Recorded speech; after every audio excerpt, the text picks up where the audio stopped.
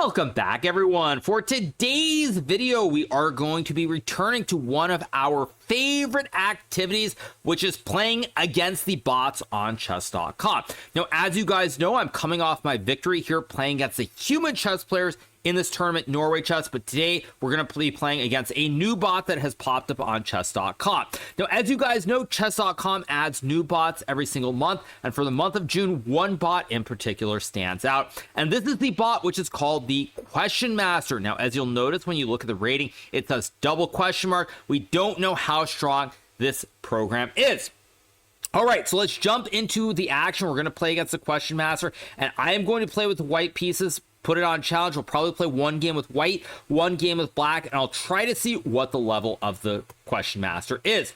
All right, so here we go. So I'm playing with the white pieces. I'm going to play the move e4 on move number 1. Let's see what we get here. Now, Questionmaster plays d6. Now, this could be a bit of a fake tell. On the one hand, d6 is a move that a lot of players who are low rated will play. However, very strong players like myself have played it. So this doesn't give away too much information, but I'm going to try to go right for the throat and play d4 and take the center immediately. We get knight f6, and now I'm going to play the move knight to c3. Now, first thing that pops into my mind here with playing the Questionmaster is it's very clear this is a strong program. It's played 3 moves that thus far, at least, are theoretically correct. So I'm going to play f4, and we'll see what it does. Now, by playing f4, this is a classic Austrian attack here. In the Pirc or the modern opening, white pushes the pawns on d4, e4, and f4. So we get bishop g7, and now I'm going to go knight to f3. And it plays c5. Now, this is a very, very old variation. Now, one thing I've been talking about in recent times is a lot of the old memories playing many openings when I was much younger. Now, this variation with c5 is a variation that I learned when I was about 9 to 10 years old. My stepfather, Snil Wiramontri, actually faced this opening many times. One of his best wins was actually with the white pieces against the Georgian Grandmaster Eduard Gufeld in the New York Open many, many years ago. Or maybe it was the World Open. I'm confused, perhaps. But that was his best victory. So this is a system that I'm very familiar with after c5, and now I'm going to play bishop b5 check, attacking the king. It blocks with bishop d7, and now I'm going to go e5, asking the Questionmaster what it wants to do with the knight. Now, it plays knight g4, and I'm going to play e6. Now, another great story about this variation here is that if black plays the move e6, f takes e6, and knight g5, after bishop takes b5, knight takes e6, and bishop d4, there is a theoretical line which leads to a forced draw with black sacrificing the queen, which was first invented by none other than the great American Grandmaster, Yasser Seirawan. At any rate, we get e6 and bishop b5, and now there are multiple options. I can either take on f7 or take on b5. What I'm going to do here is take on f7 first. If king takes, we have knight g5 check. Probably it will play king d7. Now, it plays king f8, and one thing that I remember is when I was much younger, back when I was playing a lot of the youth tournaments, there was an Azerbaijani player. I think his name was Tokarov Farhad or something like that. I might have the name off, but he played this variation with king d7. But king f8, as I recall from the old days, is not supposed to be the correct move. So now I'm going to play knight takes bishop here, and material is even, although temporarily I am up 1 pawn. So we get queen to a5 being played, and now I'm going to play knight to c3, dropping the knight back and not hanging the knight on b5. It takes, I'll take back. Now, I can take the knight or take the bishop. We, of course, have the classic right triangle here after queen takes g4. Now, we get king takes f7. And in this position, I'm trying to remember exactly what the theory is. Now, I think knight b3, queen f5 is still theory. Again, this is a line that I've not looked at in many, many years. I'm going to say that, you know, as far as my recollection of this line goes, it's probably been at least 10 plus years. So I think knight b3 is correct, but queen takes g4, bishop takes d4, and then also bishop d2 is completely playable. So I'm going to take... It will take back on d4. I'll go bishop d2. Material remains balanced here. I'm going to try to castle and play rook he1. Now, here we get queen h5 from the Questionmaster. Now, this is a very interesting move here because it gives me a big choice. Either I can trade the queens on the rim and ruin black's pawn structure. He will have 2 pawns stuck on h7 and h5. Or I can play queen g3 and keep queens on the board. Now, again, I don't know what the level of the Questionmaster is here. My guess is that just based on the opening, it's a good program, but it's not super strong. So because of that, I think I can outplay it in an endgame. So I'm going to trade the queens, and as the Questionmaster asks me, it says, now the question is, how well do you do in endgames? I can hear Ave Maria playing. So we get g takes h5, and now the question is, do I castle, do I play knight e2, do I play knight b5 or something else? Now my first assumption is that knight b5 is a good move, because after takes, rook b1 and bishop drops back, I have knight c7 trapping the rook in the corner. So I'm going to play knight to b5 here. If takes rook b1, I have knight c7, probably goes back or plays knight to c6, and now I'm going to trade the knight for the bishop. I'm going to play rook c1 here, and then c3 to avoid the fork here. And now I'm going to pretend that my name is Bobby Fischer, the former world chess champion, and I intend to prove that the bishop on d2 is better than the knight on d4. So I'm going to go c3, kick the knight out of town, and then I will play king to f2, guarding the pawn on g2. Now we get h4 from the Questionmaster, which is not a terrible move, but I think that here I can go king to f3, followed by rook to e1, rook to e2, stacking on the e file, and I'm feeling pretty good about my position. Nonetheless, there is a long way to go. So I'll go rook to e2, guarding the pawn. I can stack with rook e1 next move, and I think that I should be better here, but I'm not sure if it's much better or just a little bit better. Additionally, I have the issue with my bishop on d2. If I go bishop e3, he will trade and win the pawn on g2 here. So for that reason, I can't play bishop e3. I'd love to go here and put the bishop on f2, but how do I do that? I'm not actually sure if I can do that. So because I'm not sure if I can do that, I think what I'm going to play here is bishop to e1. Maybe I will go g4 here to open up the h file. Maybe not. Not really sure if it's a good move. Actually, g4 would hang a pawn on g4. So maybe I go g3, maybe I don't. I'm going to trust my instinct and play g3 here, because after takes, the pawn on h7 hangs, and we get h5 here, which I think is actually a very scary move.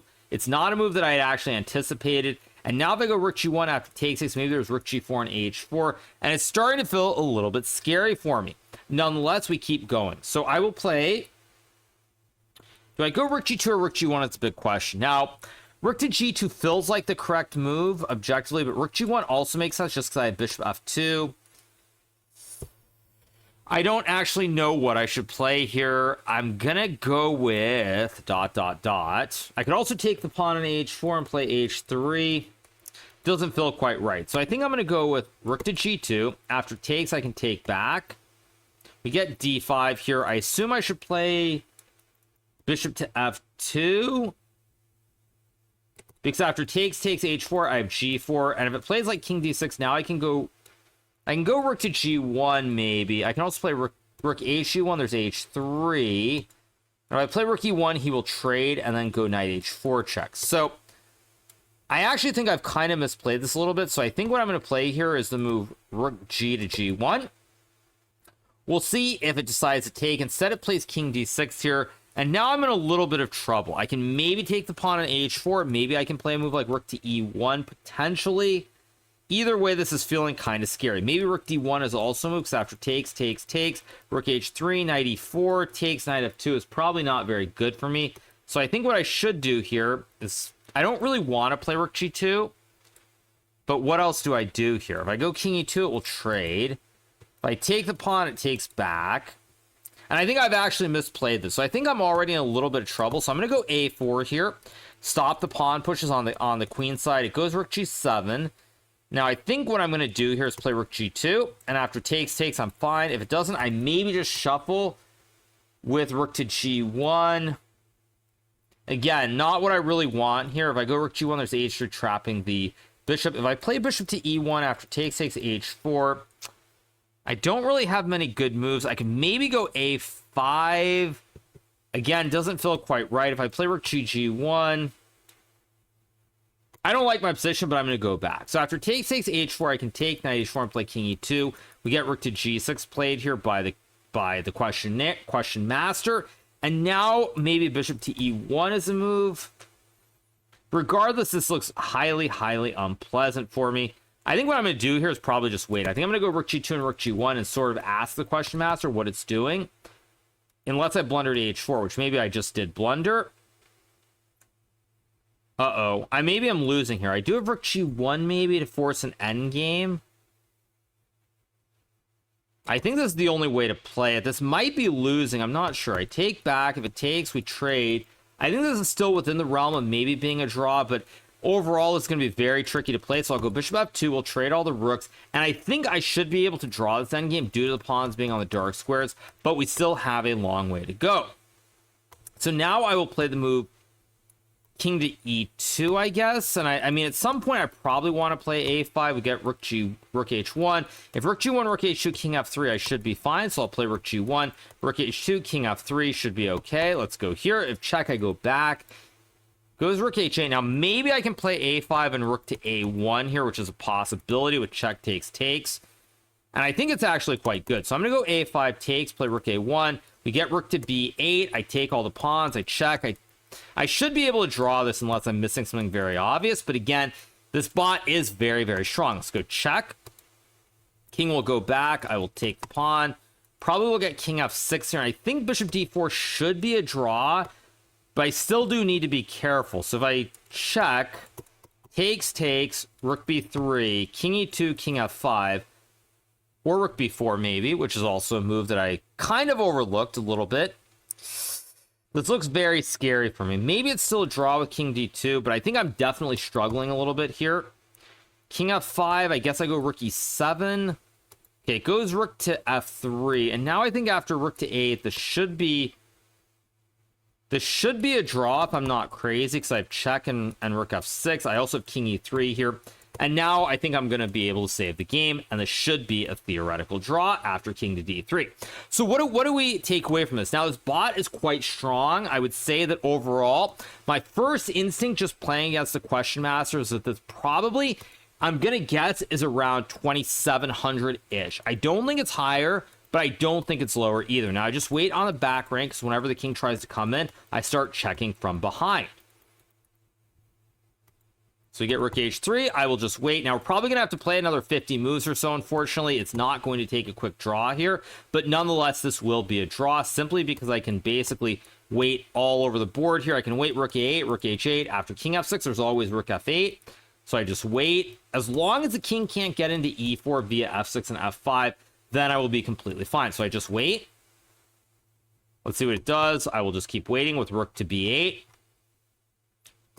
We just keep waiting. King f6 would lose the game to rook f8 right here. So I just keep waiting. Keep waiting. Now, it could maybe go rook to g8 here. That is a move. I think here I can obviously just check if I want. Again, all roads kind of lead to Rome, but I do need to be a little bit careful how I play this. So I think what I'm going to play here is rook to a1, because after king f6, now I can go rook to f1. And here, I think I will go king to e3. If king f6, I will just check the king. Let's make the check. King e7, and then rook to a1 back. And again, with the check on h7, I can also check from the side on h6. Not king f4 here because of rook d3, but I just keep sitting on e2. Let's go check. King to d6, and I will play rook to h8. Actually, king to f6, I kind of should not have allowed, but nonetheless, I can keep waiting with rook to h5. And it goes rook to g3. Now, after rook g3, I assume rook to h8 and rook to e8 should be enough to draw the game. But I am kind of misplaying this just a little bit. So I'll make a check. King g5 or king e7. Okay, now we're back to the same situation where I just wait forever on the 8th rank. Again, this will be drawn pretty soon. Let's keep waiting. Rook b8. If rook g8, I go back to b1. Play rook f1. Second time playing this position, by the way. So, of course, this will be a draw pretty soon. But it has played an extremely good game. So we're at move number 82 coming up. I'll play king to e3. Probably will get king to f6, maybe rook to e4. I'll just make a check and play rook to b8 here. Wait, actually, rook to b8, there's check and king f5. So, wait, maybe I need to be a little bit careful how I do this. If I play rook to a7 and then check king f5, rook e7, that's still a draw. So check king to e2, king f5, rook to e7. Will be enough. Let's go here. And now after king to e4, I take the pawn. It will take back. And I believe that after rook to a6, I can start checking from the side. And unless I'm insane, now after rook to a4, this is the classic Philidor position. I keep the king cut off forever on this 5th rank. King cannot come forward. And eventually when he pushes, I start checking from behind once again. So we're going to draw this first game against the Questionmaster with the white pieces. As I said, I think it's about 2,700-ish, maybe give or take 100-200 points. It's not overwhelming me, but at the same time, it's also making 0 blunders, so that is quite noteworthy. We get rook h4, rook g4, rook h4, and the game will probably end in a draw momentarily. Let's keep waiting. We are at move number 99 now. So king c5, king d2, of course. As long as on d4 I can meet d4 with rook to h8, this will be a draw. See what it does. Play rook h4, d4, rook h8. Let's go rook g4. I just wait forever on any of these three squares, basically. And black can never cover all three of these squares, so I just keep waiting until he pushes the pawn, and then I check from behind. Let's go rook h4. Again, it's going to play out 50 moves, unfortunately, rather than just making the draw, but this will be a draw very soon. Let's go rook f4. Go rook g4. Rook f4. Again, I keep the king close to the pawn so that black cannot push the pawn here. And it's basically the same thing. Eventually, I'll have to check, force the king back, but I always have all of these squares. And as such, this will be a draw. Not to be repetitive or anything, of course, but it will be a draw. So we get rook g3, rook h4, back to f4, back to h4. Let's go back. Currently at move number 120. Let's go rook g4. Rook f4, check, king d2 will be completely fine. Go rook h4. Rook g4. Let's go king c2. If rook d4, I can just trade and go king d2, which will be a draw as well. Let's go king d2 back. Okay, now it pushes. So now I go rook g8, and I basically just check the king from behind here. And this will be a draw very soon. I can even just pre-move rook to d8 here. If it goes forward, I just keep checking the king. If he goes this way, I check the king. I can, again, pre-move rook to d8. And I think it's going to make a repetition here, unless I'm mistaken. But we will see. So I'll make the check. Let's go rook d8. Let's make the check, and GG, why not? Let's check. Let's make a check again. Or rook d8, rook e8. Does not really matter. And I think it's going to guard the pawn. So we draw the first game, or is it actually going to make me play 50 moves, rook versus rook? Surely it's not going to make me play 50 moves, I assume. Just trade the rooks. And we draw the first game. All right, so first game is a draw, so we're going to play again. This time we're going to play with the black pieces. Let's see if I can find a way to win this game. So we start with d4. Now, as I said, I think it's about 2,800-ish. I don't know if it's much stronger or much weaker, but I would say that's my first guess in terms of the rating level. So it's not overwhelming me, but it's also not exactly weak either. So we're going to play a classic Queen's Gambit declined here, and we get bishop g5. Now, multiple moves you can take. You can play h6. You can play bishop to e7. I'm going to play something... I feel like I want to play something that's less theoretical and out of book. So I'm going to play c5 here. Not that this isn't still a main move, but I want to try to confuse the computer program right away. So I guess I'll take back on d5 with the pawn. Get knight c3. I guess I'll go... There's c4, cd4, bishop e6, knight c6. I guess I'll play bishop to e6 here. And let's see what the Questionmaster does. Now, obviously, fitting with the classic theme of les memes, this, of course, is the classic. This is actually transposed into the trash variation, or the trash variation, instead of being a Queen's Gambit decline. So we get e4 here. So if I take the pawn, white will take back. I can also play bishop to e7 here.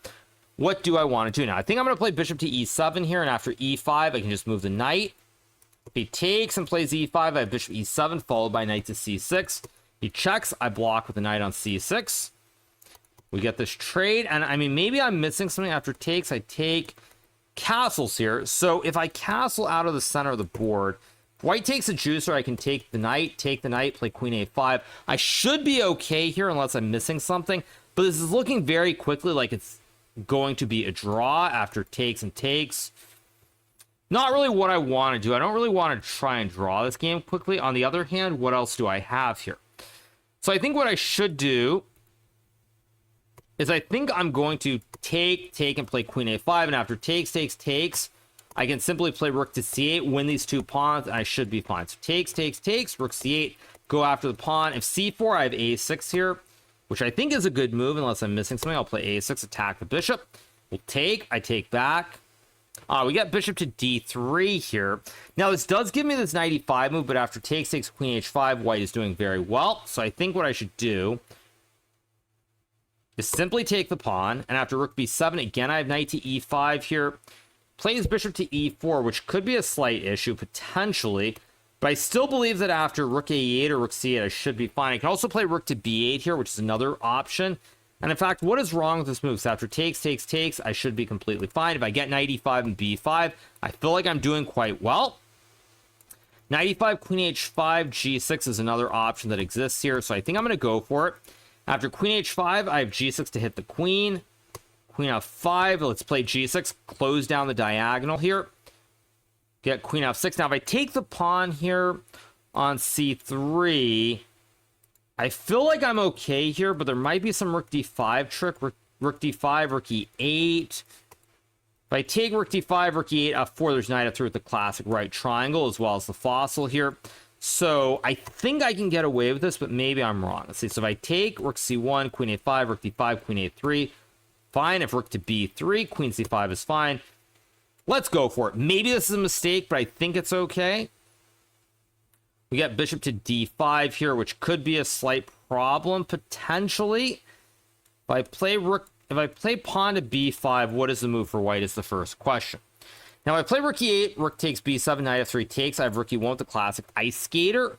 If it plays a move like h3, however, and I go b5, this looks very scary. This looks extremely scary, but I think maybe I'm okay here. So he can't take because of the check, so he goes there. I go b5 here.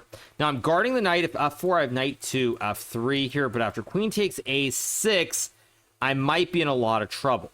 So I think what I'm going to do is I'm going to play b4 here. Now, this is kind of going in the wrong direction a little bit. I guess I'll play queen to a3, try to trade off the queens. Hopefully, it will trade off the queens and we get an endgame. Or did I just blunder? I just blundered f4. Oh, that was a huge mistake by me. I think now I'm going to lose the game. Yeah, I missed bishop c6. Let's go here, take the pawn. Let's see how good the endgames are. Most likely, this is simply lost for me. But nonetheless, let's see. Let's go rook b2, rook c7. Maybe there's a2. I guess I'll play here, attack the bishop. Rook d1. I can play h5. I can also go like rook b4. I think I'm just going to go h5 here. Takes me rook to b4. We get king f2, so I'll go king g7 here. It's going to have to take at some point. I'll play rook to d8. Rook to d3. Maybe rook to b4. Still some chances for a miracle save. Pretty unlikely, but possibly. Get rook to d4. Now, I guess I'm going to take here and basically play rook to d7. I'm going to basically wait on the 7th rank here. I'm sure this is a losing rook and bishop versus rook endgame, but nonetheless, I will just keep playing on. Let's go rook a7, probably g4 or rook b4. Let's go rook to a5, attacking the bishop here. King to e4, and now I think I just lose the game. If I play f5, there's king e5. If I go f6 check, king h6.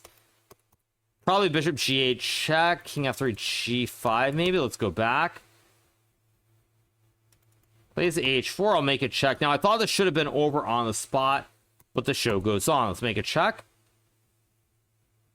Blocks with bishop b3, so it's kind of giving me a little bit more than I deserve. So now I'm going to go rook to a7, stop the checks on the 7th rank. Can make a check on d7. I can also play like rook to c7. I can also go f5 maybe, but f5 allows king e5, so I can't really do that. So let's go rook e7. We'll get bishop d5, and I mean, I'll go rook e1 to play rook g1. King h6. Now I think bishop g8 is probably a checkmate in here. Although actually king h6, bishop g8, g5 maybe, and takes. If f5 I take in a stalemate. That's what I'm hoping for. We get bishop h7. Now this is just a quality move from the computer, because after I take the juicer, there's bishop f5, rook to h7, which will be checkmate. And just to illustrate it, you guys, I will take the pawn. And after bishop f5, I simply cannot stop the checkmate with the bishop and the rook here, and this will be GG. Why not? So very, very unfortunate. I'll make a check. I'll play it out. It will not take the pawn, by the way, because if it takes the pawn, again, we have a stalemate situation. So I'll check. We'll get king d2. I'll play rook to c7. But now after rook takes rook, it's not stalemate because I have a pawn that can move. And after pawn takes pawn, there is now rook to h7, which is checkmate. Now, this game in and of itself was probably relatively okay for me. I was a little bit too... I think I got a little bit too overconfident thinking that I could draw the game immediately around this point. Like right here, after takes. Apparently, if I play the move rook to e8, it's simply completely fine for black. What I did was takes, and after rook to b1, I played a6, bishop d3, takes, bishop e4, and already white is a little bit better here. Maybe it's not anything to write home about. After rook a d8, rook takes b7 and knight e5 like this.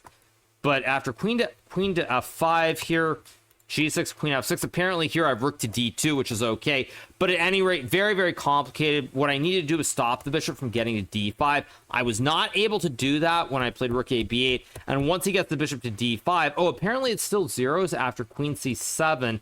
Because rook c1, I have knight to c6, which I completely forgot about. So maybe it still was okay for me, and I probably shouldn't have lost this game if I had seen queen c7 and knight c6. At any rate, not spending a lot of time trying to go through long, deep lines. And unfortunately, I lose the game. So what are my takeaways from these two games? So I think my general takeaway is that the Questionmaster bot, very strong bot. I want to say it's like, I'm going to guess the rating that is assigned to it is about like 2850 to 2900-ish, roughly, give or take, because it did not overwhelm me. I was able to get equal positions out of the opening in both games with white or black. Whereas against, like, say, Komodo at the absolute strongest level, I will just get blown away from the get-go. I will have no chances to equalize no matter what I do. So my assumption is that the Questionmaster bot is probably 2850, 2900. Not 100% sure, but nonetheless, it is a very strong bot. And kudos, of course, goes out to chess.com. They add bots every month, and this is just the latest bot in terms of the many that they have added, and it's a very strong bot. I recommend that if you're a GM or an IM, you play against it, see how it does. I'm sure that down the road, chess.com will probably reveal what the actual strength of the Questionmaster bot is, but at any rate, it's very good. That is what we know. So once again, you guys, we played 2 games. I'm not going to play a third game against it because I think I've had a good share of games. I feel pretty satisfied with it. I think I know what the rating range is, and I'm really excited to find out what the actual rating is down the road from chess.com. So once again, I hope you guys have enjoyed this video. Make sure to hit that subscribe button below. We are bringing you great content every day. Even though I won Norway Chess yesterday, I am back grinding once again, bringing you guys the content here on YouTube. So make sure you hit that subscribe button. We're very, very close to the amazing 2 million mark. So thank you so much to all you guys for all the love and support. And I will be back very soon with some more great YouTube only content. See you guys soon. Have a good one. Bye.